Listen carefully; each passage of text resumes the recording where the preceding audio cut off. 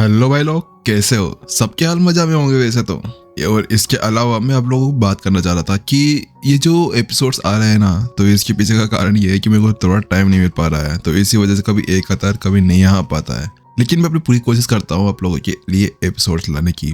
और इसके अलावा गाइज मैं आप लोगों को ये कहना चाह रहा था कि जो एपिसोड्स है ना अभी थोड़े से लॉन्ग आ रहे हैं, तो इसी वजह से क्या है, इनको करने में बहुत ज़्यादा टाइम लग जाता है यार, इनको एडिट करने में इसी वजह से।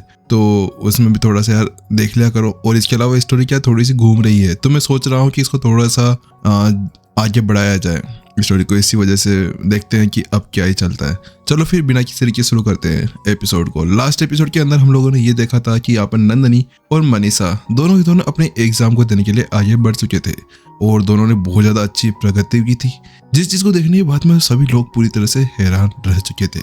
उन लोगों को वास्तव में ये समझ नहीं आ रहा था कि यहाँ पर चल क्या रहा था। वहीं दूसरी तरफ एपिसोड की शुरुआत होती है और उसके साथ में ही जो विपिन था वो भीड़ की उन सभी नजरों से अलग था और उन सभी को अनजान लगते हुए विपिन आगे बढ़ता है और कहता है, चेतन तुम्हारी बारी है, जाओ और अपना बेस्ट देना। विपिन को वास्तव में अपने ऊपर इतना ज्यादा भरोसा था कि वो जानता था कि चेतन ने चाहे से कुछ किया हो या ना किया हो, लेकिन वास्तव में वो बहुत ज्यादा कुछ कर सकता था। वहीं दूसरी तरफ ये देखते हुए कि उसके टीचर ने उसको आगे जाने के लिए कहा था और अपने दोनों सीनियर्स को इस तरह से प्रगति करते हुए देखकर चेतन को भी अब आत्मविश्वास आ चुका था। चेतन जानता था कि अगर उसके सीनियर्स ने बिना कुछ करे भी इतना सब कुछ कर लिया है तो शायद उसका भी कुछ पॉइंट्स आगे बढ़ सकते थे। इसी वजह से चेतन आगे की तरफ भागता है और बूम, एक जोरदार पंच दे मारता है। उस पंच के साथ में ही उस पिलर के अंदर एक हलचल सी होती है और अगले ही पल जो अंक पहले वहां पर 0.2 थे अब वो बढ़कर 0.4 हो जाते हैं। जैसे यहाँ पर सभी लोग ये चीज देखते हैं तो उसके साथ में उन सभी की निगाहें पूरी तरह से बाहर निकल आती है। ऐसा लगा जैसे कि यहाँ पर अगर किसी की आंख बाहर आ जाए ना तो मैं तो जमकर उसके साथ में गोटे खेलूं। और उसके साथ में सभी लोग यहाँ पर कहने लगते हैं, ये क्या है? अरे भाई, ओ हेलो भाई, चेतन तू यहीं का है या कहीं और का है? ये देखकर कि उसके दोनों सीनियर्स ने तो यहाँ पर केवल कुछ ही किया था, लेकिन इसने अचानक से 100% के अंदर अंदर जाकर अपनी उस गति को आगे बढ़ाया था और अपनी संख्या को 2 × 2 कर दिया था। ये कुछ ज्यादा नहीं हो गया था भाई?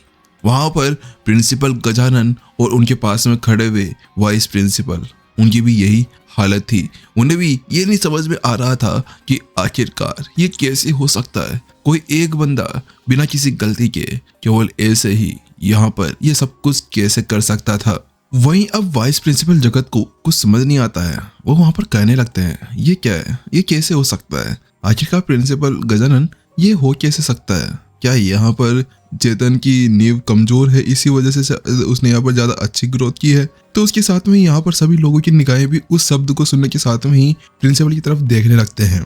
तो वहीं प्रिंसिपल गजानन उनको समझाते हैं, अरे नहीं, ऐसी कोई बात नहीं है। मैं आप लोगों को ये बताना चाह रहा था कि इसके पीछे नींव नहीं, इसके पीछे उस लेक्चर का कमाल है। यहाँ पर अगर नींव कमजोर होना तो उसके अंदर साधना करना और भी ज्यादा मुश्किल हो जाता है। लेकिन यहाँ पर जो हमारे नए टीचर विपिन है, उनका जो लेक्चर था वो था ही कुछ ऐसा जिसकी वजह से यहाँ पर इसने इतनी अच्छी तरह से प्रगति कर ली है कि अपनी संख्या को इस तरह से आगे बढ़ा लिया है।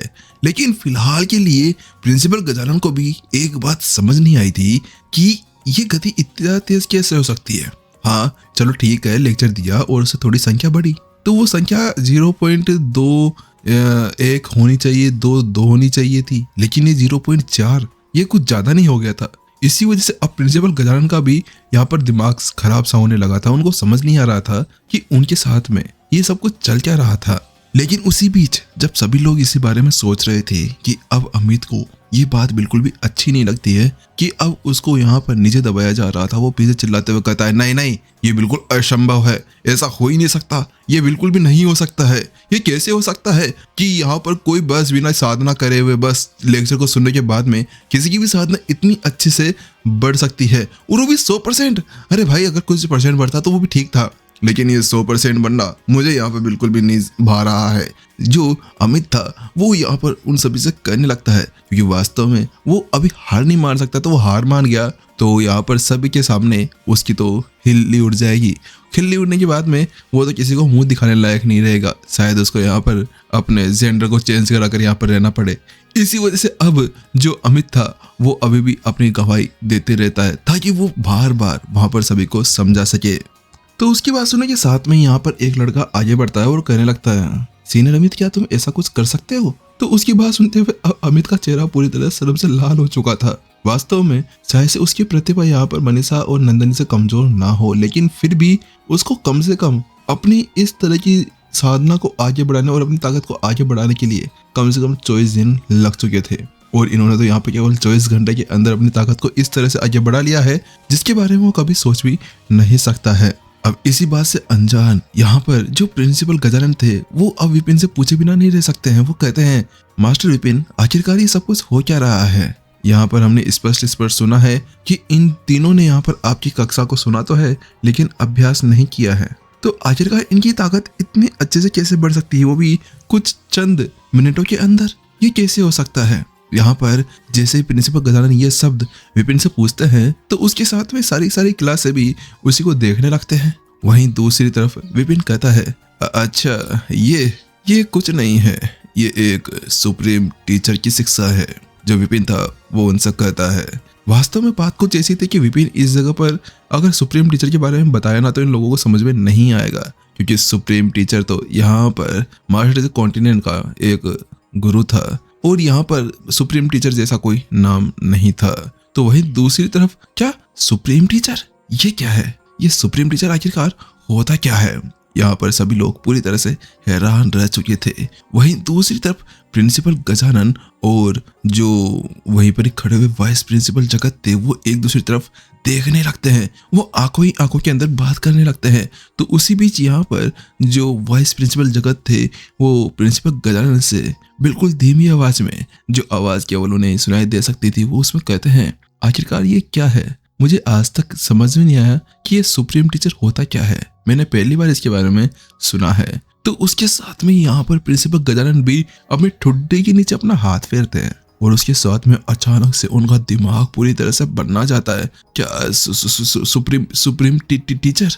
ये नहीं हो सकता। सुप्रीम टीचर का मतलब ये एक स्वर्गीय शिक्षा है। जैसे ही यहाँ पर अचानक से प्रिंसिपल गजानन को ये शब्द समझ में आते हैं कि उसके साथ में ही उनके तो पूरी तरह से चीतड़े उड़ जाते हैं। उनको लगता है जैसे कि आज उन्होंने यहाँ पर कुछ गलत खा लिया पी लिया था या फिर आज उनका दिमाग पूरी तरह से फटने वाला था। तो उसके साथ में वो कहता है, नहीं ये नहीं हो सकता है, ये हो ही नहीं सकता। तो उसकी बात सुनने के साथ में जो जगत था वो पूछता है, क्या हुआ प्रिंसिपल, आपको कुछ पता चला? तो उसके साथ वो बताता है, मैं तुम्हें बताना चाह रहा था कि ये जो शिक्षा है ना, स्वर्गीय शिक्षा, ये एक स्वर्ग की भाग्य छात्र शिक्षण है। इसके अंदर स्वर्ग का भाग्य का यूज किया जाता है और छात्रों को पढ़ाया जाता है। स्वर्ग का भाग्य कुछ ऐसा है जो आपके भाग्य को चेंज कर सकता है। हाँ, ये कुछ इस तरह से है जैसे कि आपकी बॉडी आपकी है लेकिन आपका भाग्य आपका नहीं, वो स्वर्ग का है। अगर सामने वाला बंदा आपको अपने लेक्चर के अंदर कुछ ऐसे शब्द कह देता है तो वो आपकी जिंदगी को बदल सकता है। जैसे कि यहाँ पर जो नए टीचर विपिन है उन्होंने किया है। जो विपिन है उन्होंने ऐसा सब कुछ किया है। उन्होंने अपने स्वर्ग के भाग्य का यूज करते हुए इस चीज को यहाँ पर प्रदर्शित किया है। यहाँ पर इन लड़कों को, इन बच्चों को यहाँ पर ये तक नहीं पता कि उनके साथ में क्या हो रहा था, लेकिन इस जगह पर इनके साथ में इनकी साधना आगे बढ़ गई थी। जो प्रिंसिपल गजानन थी उनकी जो आवाज थी वो यहाँ पर बहुत ज्यादा नम थी और बिल्कुल खरखस आ रही थी। ये आवाज केवल जगत को सुनाई दे रही थी, इसी वजह से कोई भी इसके बारे में सुन नहीं पाया था। लेकिन उसके साथ में अब वो कहते हैं, हाँ लेकिन अब हमें यहाँ पर ध्यान रखना होगा। उसकी ये ध्यान रखने वाली बात सुनते ही अचानक से वाइस प्रिंसिपल जगत को कुछ अलग सा लगता है। क्या ध्यान? अरे भाई अब मत बोलना प्रिंसिपल गजानन, अब मत बोलना। जब से यहाँ पर ये विपिन आए हैं ना तब से हम यहाँ पर इनका ध्यान नहीं रखते हुए आ रहे हैं, तो अब आप ये मत कहना कि हमें एक और राज रखना होगा।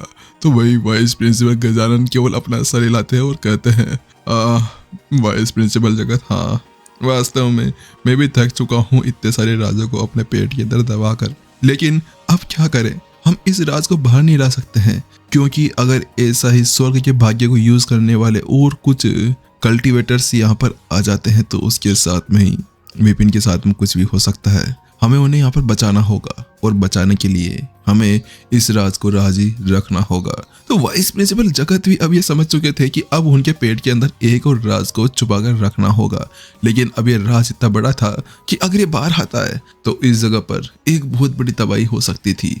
शायद यहाँ पर एक बहुत ज्यादा खतरनाक लड़ाई भी हो सकती थी। इसी वजह से अब वो यहाँ पर और कुछ नहीं कर सकते थे। वो कहते हैं ठीक है प्रिंसिपल खजानन, अगर आप कह रहे हैं तो मैं इसके लिए तैयार हूँ, लेकिन बस इसके बाद में मुझे और कोई राज नहीं छुपाना है। क्या पता है इनके पास में और भी कितने सारे राज छुपे हुए हो। लेकिन उसके साथ में अब जो प्रिंसिपल गजानन थे उनकी आवाज बहुत ज्यादा खतरनाक हो चुकी थी। लेकिन अब हमें इस अमित का कुछ करना होगा। इसने हमारे लिए पहले से बहुत ज्यादा मुसीबतें खड़ी कर दी है। अब हम इसको यहाँ पर ऐसे नहीं छोड़ सकते हैं। Vice principal Gajanan, vice principal Jagat, अब हमें इस लड़के को हमारे इस अकेडमी से बाहर निकालना होगा। इसे निष्कासित कर दो। वहां पर जो प्रिंसिपल गजानन थे उनकी आवाज पूरी तरह से नम थी और वो अब साफ साफ उस बंदे को बाहर निकालना चाह रहे थे। अब उन्हें यह फर्क नहीं पड़ता कि ये बंदा चैन परिवार का यंग मास्टर है या कोई और दूसरे परिवार का। अब उनके लिए सबसे ज्यादा इंपॉर्टेंट बात जो थी वो ये थी कि वो अमित को बाहर निकाल दे।